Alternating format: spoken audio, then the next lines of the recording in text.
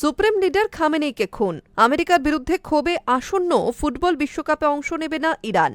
এক প্রকার নিশ্চিত করে দিলেন ইরানের বিদেশমন্ত্রী আহমেদ ডোনামালি।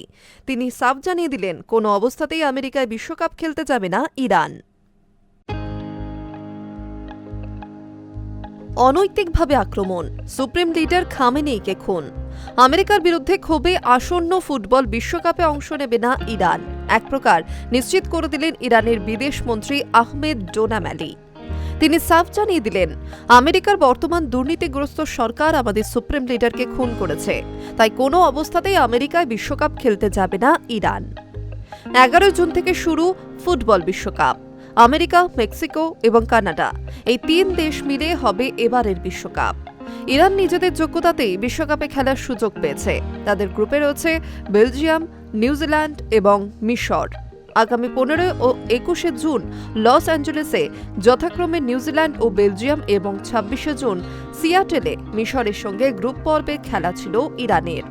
যেহেতু ইরানের সব ম্যাচে আমেরিকায়, তাই তাদের পক্ষে যে রাজ্যে দল পাঠানো সম্ভব নয় সেটা নিশ্চিত করে দিলেন সে দেশের ক্রীড়ামন্ত্রী। এদিন সকালে মার্কিন প্রেসিডেন্ট ডোনাল্ড ট্রাম্প ইরানের বিশ্বকাপে অংশগ্রহণের ছাড়পত্র দেয়। ফিফা প্রেসিডেন্ট জিয়ানি ইনফান্তিকে ট্রাম্প জানিয়ে দেন, যুদ্ধ বন্ধ হবে না, তবে একই সঙ্গে চলবে খেলা। ইরানের প্রশাসন যতই শত্রু হোক, সে দেশের ফুটবল দল যদি বিশ্বকাপে খেলতে যায় তাহলে কোনো রকম সমস্যা হবে না। আমেরিকা তাদের স্বাগতই জানাবে। ট্রাম্প জানান, এই পরিস্থিতিতে আরও বেশি করে ইরানের বিশ্বকাপে অংশগ্রহণ করা দরকার। আমরা চাই ইরানবাসীর সঙ্গে আমাদের যোগাযোগ বাড়ুক, ফলে সার্বিকভাবে বিশ্বকাপে কোনো সমস্যা হবে না। এখন অবশ্যম্ভাবী প্রশ্ন, ইরান বিশ্বকাপ না খেললে কি হবে?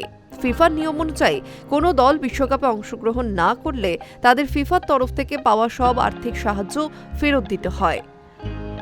উপর্যুপরি আর্থিক জরিমানা, এমনকি নিষেধাজ্ঞাও হতে পারে।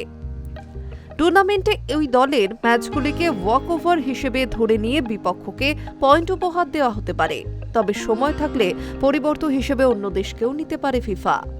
এই মুহূর্তে ইরান যদি সরকারিভাবে বিশ্বকাপ না খেলার কথা ফিফাকে জানিয়ে দেয়, তাহলে পরিবর্তন কোনো দলকে সুযোগ দিতে পারে ফিফা। সেক্ষেত্রে এগিয়ে রয়েছে ইরানেরই চিরশত্রু ইরাক। ইরান না খেললে ইরাকেরই বিশ্বকাপ খেলার কথা।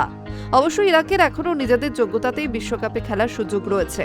1986 সালে শেষবার বিশ্বকাপের মূল পর্বে খেলেছিল ইরাক। এবারও তারা বাছাই পর্বে খেলছে। সেখান থেকে সরাসরি সুযোগ পেলে ইরাক বিশ্বকাপে চলে যেতে পারবে। যদিও ইরাক যুদ্ধের জন্য নিজেদের বাছাই পর্বের ম্যাচ পিছিয়ে দেওয়ার আর্জি জানিয়েছে। এবার ইরাক যদি বাছাই পর্বের মাধ্যমে সুযোগ না পায়, তাহলে ইরানের বদলেও তারা বিশ্বকাপ খেলতে পারে। আবার ইরাক যদি বাছাই পর্বের মাধ্যমে বিশ্বকাপে খেলার সুযোগ পায়, তাহলে ইরানের বিকল্প হিসেবে খেলতে পারে সংযুক্ত আরব আমির শাহী। High News network.